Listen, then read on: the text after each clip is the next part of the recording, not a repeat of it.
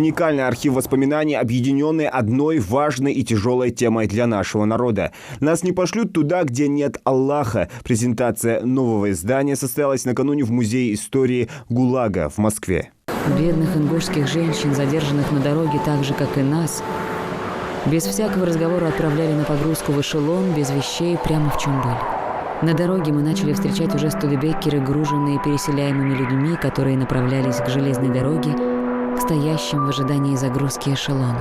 Это уже 4-е издание за последние годы ингушского мемориала. Первая монография называлась «Депортация ингушей. Причина, обстоятельства, последствия». Вечер памяти, посвященный 77-й годовщине депортации ингушей, связан и с всесторонним осмыслением сталинского преступления. Воспоминания, свидетельства, эссе, мемуар, такой биографический очень часто, такой жанр как бы этой народной прозы, связанной с рефлексией ингушей, ингушек всех возрастов, всех поколений, которые раньше или позже вспоминали эту катастрофу всего ингушского народа. Ингушский народ, как и чеченский, карачаевский, балкарский, калмыцкий и другие, был без причины наказан Сталином и лишен всех прав, став народом-изгоем в период долгих лет режима спецпоселения в Средней Азии. С этой историей пришедшие очень хорошо знакомы.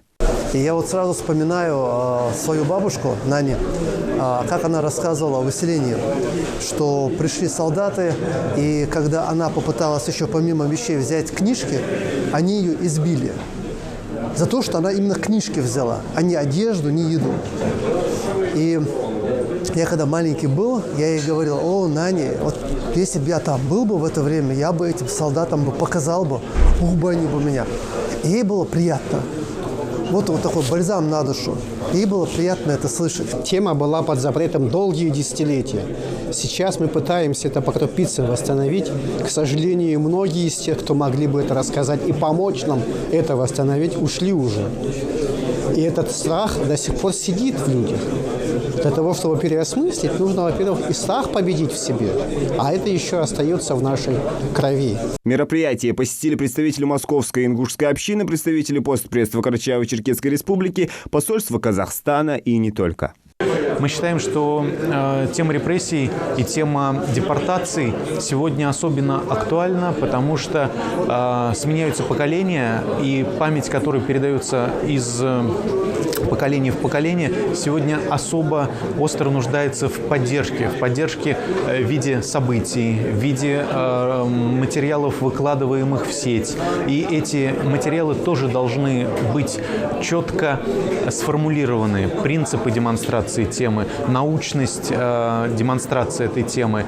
Эта книга очень важна для молодого поколения, которое не знает те трагические страницы истории, которые произошли с народом. И это очень важно.